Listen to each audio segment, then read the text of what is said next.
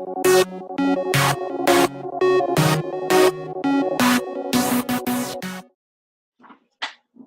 hello there and welcome to Live Your Mission Statement. I'm here today with Ishan Morris, aka Ish, and for those of you who don't know him, he's a Canadian actor and recording artist. He's had a number of film appearances from 2000 to date, and in 2009 he was also nominated for Best Urban Single in Canadian Music Awards for Falling in Love with You, which, Ishan, correct me if I'm wrong, you did with your now wife? Correct, yeah. Yeah. So talk about living your dreams, dude. You got it all.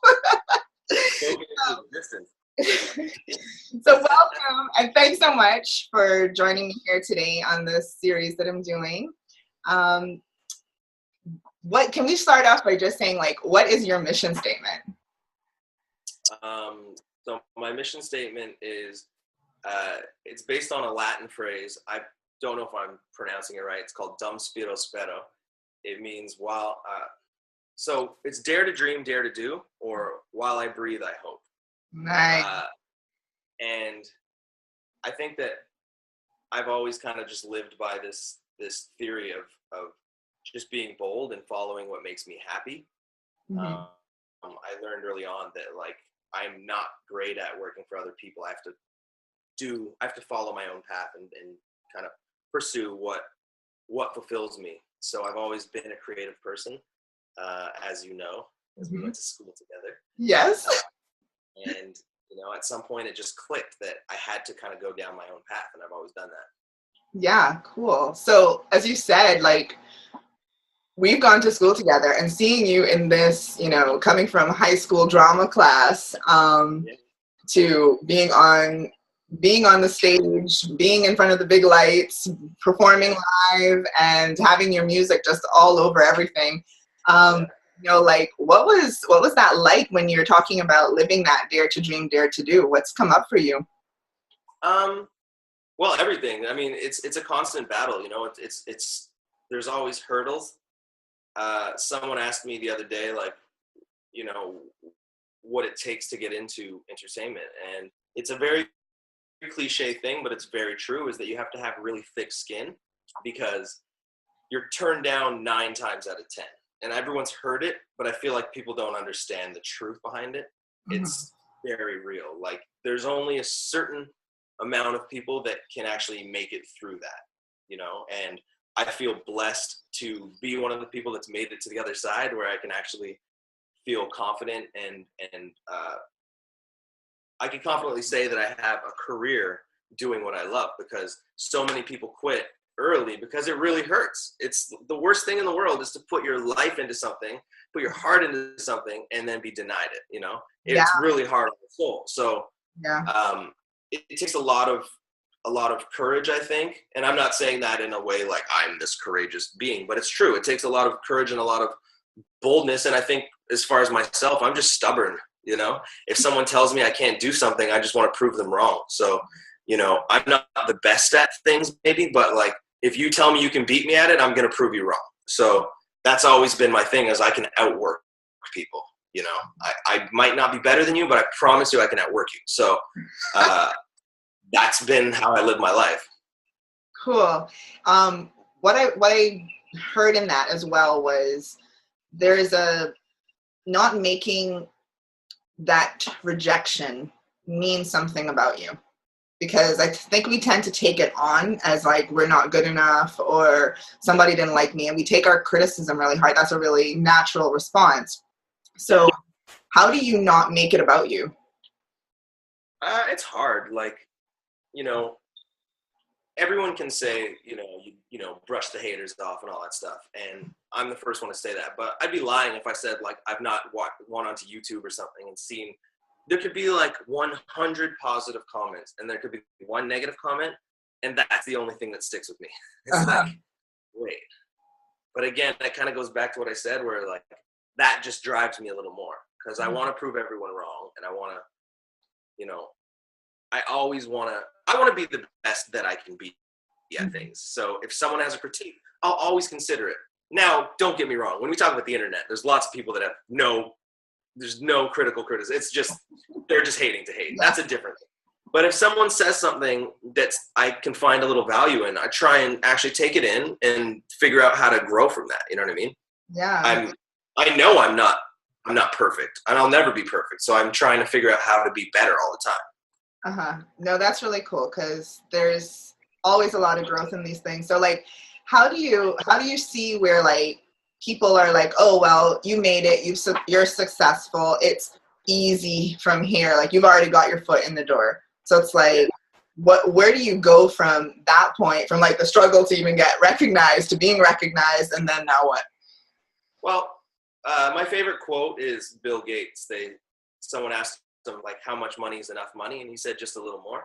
I feel like that's kind of how I feel, and not just on like a financial level, but just in life. Like you always want to get somewhere. It's like, okay, I've made it here. Now that I made it here, I really want to make it here. You know, like we always have these kind of goals, and once you've hit wherever it was that you thought you were trying to go, you're like, well, it seems very normal, you know? So now, like, what else can I do? So every day I wake up and try and figure out how I can do better than I did before. It was first like, you know, I just want to get on a TV show. And then I got a TV show. It's like, well, I just want to get, you know, on a TV show where I get a recurring. And then I got a recurring, you know, same thing. Like, I just want to get my song on the radio. And I got my song on the radio. I'm like, well, I just want to get my song top 40 and then top 40. Okay, well, I want to get a top 10. You know, like, there's always things that we can kind of, it's these tiers, I guess, in life. Yeah. And I think that's just naturally humans being aspirational or greedy, whatever it is. But you know, either one, like, it works. Yeah, you all want a little more. So I just spend my life trying to figure out how I can outdo whatever I did yesterday. Yeah, well, that's awesome because a lot of us stay inside of our comfort zones, and until we get uncomfortably comfortable. So we need that push. So if you're not generating the drive, then you're gonna sit there and get stuck. And I mean, like I see that all the time with clients where they're just like, yeah, like I'm successful, but I'm just kind of like stuck here. And I'm like, oh, okay, so you need some fire under your comfort zone because there's no challenge, there's no drive at that point. So that's totally. I mean, like in my line of work, there's no time to be comfortable because you know, even though like I do pretty well for myself, I'm never safe, you know, like when you're self-employed completely, you're always on to the next thing. So like, even when I feel amazing, I've got to check myself and go, hold on, you're only good right now. You know what I mean? What's the next thing? What's the next job? What's the next? So I think that keeps me inspired and keeps me going because I can't afford in life to take it easy. You know what I'm saying? Like there's always someone right under you trying to do something. So like you've got to, it's competitive. It's a very competitive business. Yeah, no, it sounds that drive that you have, the self-generation, and when you can actually produce that for yourself and no one's telling you that's what you need to do, like that's probably the most powerful tool you can give yourself, is that generating it on your own and knowing, because it's coming from you. It's not just like so-and-so said that I should go out for that thing and my heart's not really in it. You're setting your goals, you're setting what you want to achieve, and you're doing it. So when you hit it, it's like even more rewarding, I would think. You got to pat yourself on the back. Like, I feel like people sometimes, you know, you got to be humble, but also I think that sometimes people now feel ashamed about celebrating your victories along the way. And that's a crazy thing. Cause I love that. Yeah, you got to. Like, you're working so hard for these things. So when you get them, you deserve to celebrate it for yourself, and just, you know, whether it's a pat on the back or whatever that is, but like, don't feel ashamed of that. You worked hard for it. You got it. Feel proud of that. You know what I mean? Yeah, no, you're absolutely right. Because that's another thing I always face in the coaching. It's like people have projects or they have goals, but they only see the consequences, but they don't ever set themselves rewards for it. So whether it's a little reward or a big reward, there's no celebration. It's just kind of like, oh, well, that was expected of me, and now what? I need to do more. So I'm loving this conversation. Yeah, because if you do that, you never actually enjoy it. And if you don't enjoy it, you're not going to be good at it. And if you're not good at it, then what are you doing? You know, you're just going in circles. You're going to wake up and be old and go, what have I done with my life? Like, I try and be excited every day that I wake up. I enjoy what I do. I never feel like I'm working, you know. Don't get me wrong. We all have those days where it's like, and again, going to what we were just saying, you know, I just was shooting something where I think we shot till about 6 a.m. and at about 3:30 a.m., I was sitting in my trailer and I was so tired. And I was like, this sucks. And I had to check myself. Like, no, this doesn't suck. This is amazing. Nice. I'm so happy with this, you know? But we can all have those little, like, woe is me moments where you just want to go and you just want to go to bed, or I just want to, like, hang out and watch TV and not do anything. But, like, you know, suck it up and realize that what you're doing is awesome. And if you really enjoy it, then, like, you have nothing to cry about. Yeah, thank you so much for saying that. I don't think you could have put that any more perfectly than what you just said. And it's such a golden nugget for people to realize. It's just perspective. So if we wake up every day, yeah, like there's some days I wake up and I'm like, oh, I'm tired, I don't want to, but I'm like, no, actually today's gonna be great. I have this interview to do, I have this to do, I have that to do. It's a great day. So you put that so perfectly. Thanks. Yeah, you know, I was just saying to my cousins just had a baby and she's trying to, you know, get into like working off the baby fat. And I said to her, and I just thought of this after I said it, I'm like, it's kind of like life. You know, I said, just get to the gym. Once you get there, you'll do the work. Yeah. You know? Yeah. It's kind of like life. Like the hardest part is getting there. Yeah. You know, like getting to the gym, and whatever metaphor that is in your life, but just get to the gym. Yeah. Because once you're there, you'll do the work. You've already got there. So what else you got to lose? Yeah, so that brings me to the how, because people are always like, how do I do it? And there isn't always a, like, you know that you're starting here and your destination is here, but some people before they start, they want the every single step in between. So what's your take on knowing the how, exactly perfecting the how to get to the destination? I don't know that I've ever figured that out. I just, I get up every day and I just try and figure it out, you know, like I don't think that there's, at least in what I do, there's no blueprint, you know. I'm sure in certain businesses there is, like, you know, you show up and you just do the 9 to 5 thing, whatever that is. If as long as you put in those hours, you might get the promotion. But in my job, that's not a thing. I get up every day and I hustle and I try and figure out how to do whatever it is I'm trying to do. If it's, you know, doing film stuff, we got to go to auditions every day. So I might be trying to figure out how to play that audition properly, you know, reading the script, learning the lines, figuring out, you know, how I'm going to do the scene, what I'm going to wear, all those little things. If it's a song, it's figuring out the production, the everything, you know. So I don't think that there's I wish I could wake up and just go like, oh, this is what I have to do today. These are the things, but I don't know. I get up every day and figure it out, you know. Okay, because I try and I go to bed every night and I make a checklist for the next day of like, these are the things that I know I have to do. But I've even learned with my checklist, those kind of get thrown to the wind because I realize while I'm going through them, all these other things I need to do. So yeah, I don't know. I don't have a great answer for that. No, I think you've pulled out some points, and it's been a common recurring theme in this interview, especially amongst entrepreneurs or just people who are living their dreams, that they know they know generally what you need to do. You know, if you need to go to the bank, pick up your mail, you know, write this letter, send that email.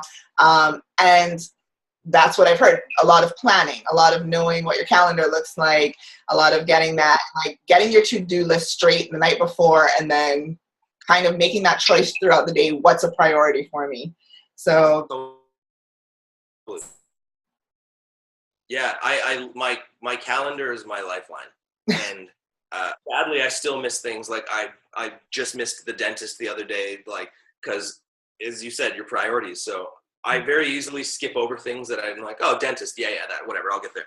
And then I realize when they're calling me, like, you missed your appointment, like, oh, I really do want to go to the dentist, but it's not as important as these other things that I was thinking about, you know? So yeah, I think planning is key. And well, I guess you hit it perfectly on the head, prioritizing what you need to do every day. I think when you strategize, I think you can complete the most, you know, tasks.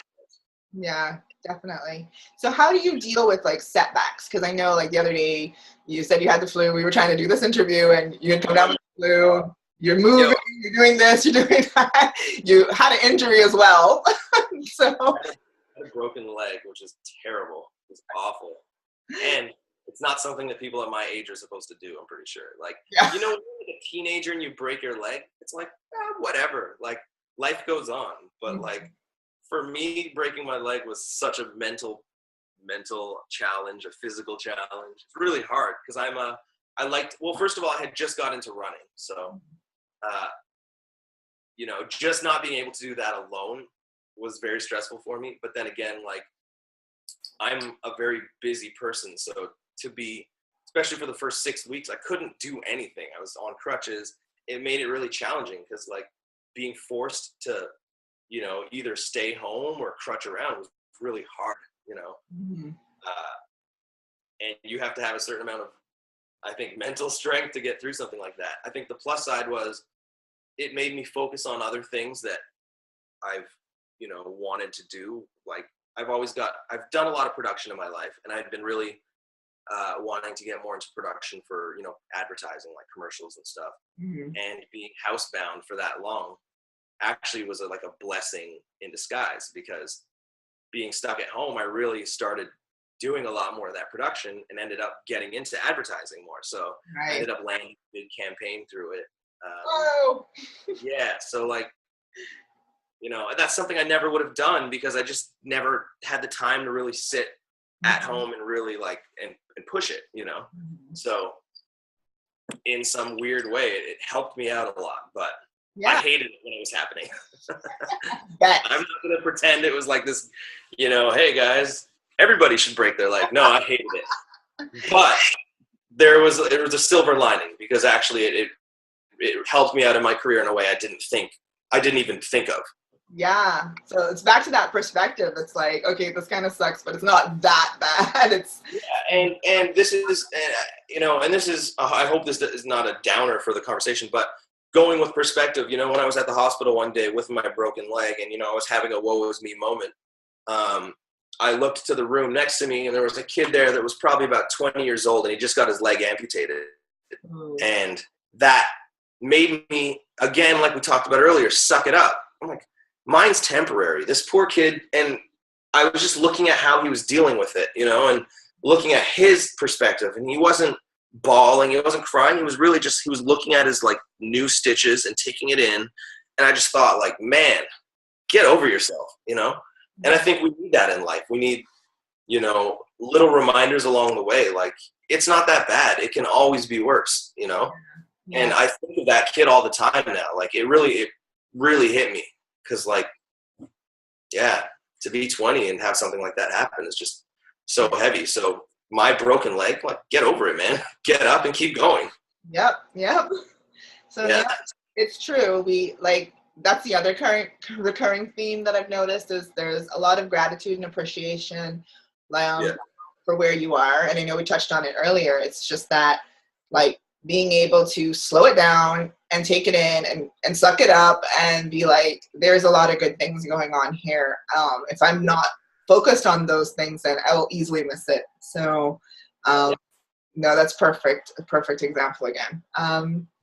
So how do you deal with like making sure that you're supported and good with all of this stuff going around you? You're exposed to a lot of people that's, you said you're busy, there's a lot of energy. So how do you make sure that you stay balanced and supported? And I know that's a thing like a lot of people struggle with in terms of feeling like they have to say they're okay. They can't say that I'm having a bad moment. So even in this interview, you've shared quite a lot of like just your personal experiences and your down moments and your up moments. So how do you make sure that you get supported when you're having those down moments? I don't know. It's tough. Like, I think of myself a bit as an open book. Like, I'm pretty vocal about how I feel. Like, whether it's, well, first music. I try to use my music to talk about how I feel. But also, as far as like making sure I'm supported, I don't really rely on a lot of people, if that makes sense. Like, I think I'm the kind of person where I'm an only child. So, the one thing is I always had to have my own back. So I think I rely on me first. Anyone else that helps out along the way is appreciated. But like, I always try and just be a soldier of one, Okay. I'm blessed to have an amazing wife that's super supportive, and we both do the same thing in our careers. So I think that's been helpful, that we can both kind of relate to each other and help each other out. Mm-hmm. And if one of us is having an off day, the other can kind of remind each other about, all the positive things. And it's easier than, say, if I'm having a terrible day and I talk to one of my friends that does like construction or something, he's like, shut up, man. I just saw you on TV like 16 times today. Like, he doesn't care about whatever it is I'm talking about because it means nothing to him, you know? So I think it's helpful to, have a counterpart that's in the same industry. But at the end of the day, I've got to look out for me. I've got to be, I've got to support myself and have a strong backbone. And I think I naturally have it. Again, going back to being stubborn, Mm-hmm. I have my little moments, but I always kind of try and pull my pants up and just keep soldiering on. Cool. Yeah. I think the main theme today is going to be stubborn. I'm just really stubborn. Got it. No, and it's great. I mean, there is a lot of, and what I take from that is sometimes even getting supported, it's hard to open up to others sometimes. And sometimes it's also about like knowing that you can do this, because sometimes when we do open up, there is a part of us that's looking for validation. And none of this is right or wrong. Everybody has, just for our viewers, everyone has their own way of doing things. And that's what this whole series is about, like just showing you the different perspectives. So what's right for Aisha is not right for you and right for the other people who have done this. So, sometimes there is that part of us, and I know personally, that's looking for validation. So we go and we're like, this is what I'm doing and this is what I need. And we're only doing that for validation sometimes. So knowing that it doesn't matter what anybody else says, and you can have your own back, and you don't need the proof, you don't need the evidence, you are good enough to just move forward. That's an amazing internal strength. And like that you can do that is just very, very powerful. So it's awesome that you recognize that in yourself, that you can flip those perspectives and just keep soldiering on in your stubbornness. That's awesome. On that, Yeah, and that you've even created for yourself. And I'm going to give you guys a lot of credit for this. I mean, I look at you and Corey, and I don't know you very well as a couple, but I do see what I see, and I see you on Facebook. And when I see these things, you guys are having so many amazing moments together. Everything from just running in the park and eating food and doing silly things. And it's like I can imagine that there is so much love and support in that. Like you've both created this environment where you can have that support that you need from each other because you understand what you need. So no, I think it's important in relationships, whether it's like a romantic relationship or just friendships. Like you do need a strong support system. I don't know the exact quote, but there's a quote about, I forget how to say it, but it's basically you should never be the smartest person at the table. Yes. And I try and live to that. I try and surround myself with people that I think are doing better than me. Whether they agree or not is a different thing, but I try and surround myself with people that are just succeeding at whatever it is, that inspire me in some sort of way. Uh-huh. So, so that that I'm never letting myself slip. It's always like, whoa, they just did that today. Well, then I got to do something great, And I think that's kind of how I live. It's actually maybe not a great way to live, because it can be like a day like today where I just want to take it easy. One of my friends is doing something epic, and then I'm like, oh, all right, I guess I should do something better than watch Netflix, But yeah, I think that's key, having a strong support system of people that have your back, and also, like I say, that inspire you to keep kind of pushing forward and doing things. Mm-hmm. Cool. So that just made me think of an interesting question. In your mission, Dare to Dream, Dare to Do, how did that show up in your relationship? Interesting. Well, I don't know.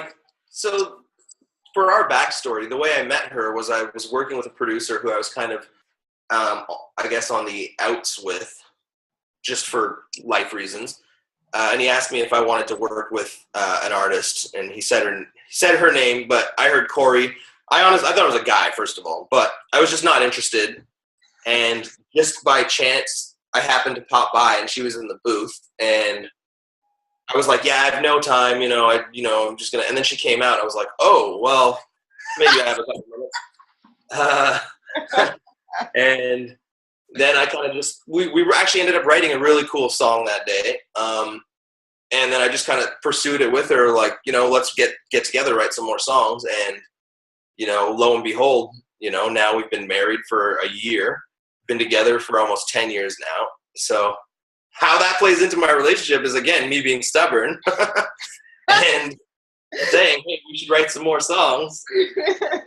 Lo and behold, yeah. And out of that, we ended up getting, I think, we got 2 top 40 hits out of the songs that we wrote together, which is cool. Mm-hmm.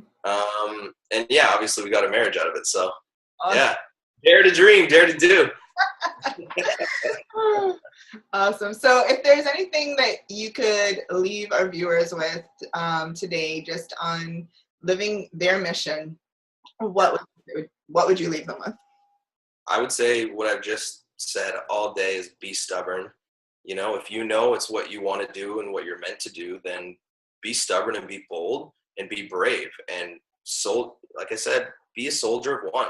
Don't count on other people to tell you can do it. Don't count on other people to tell you can't do it. Just trust in yourself and push forward, because you will achieve it. Mm-hmm. And that's an undeniable fact. Unless it's like, I'm trying to fly. If you just want to fly, okay, maybe not. But if you set realistic goals and realistic dreams, you will achieve them. So just do the work. I think a lot of people quit because they haven't done the proper planning ahead of time.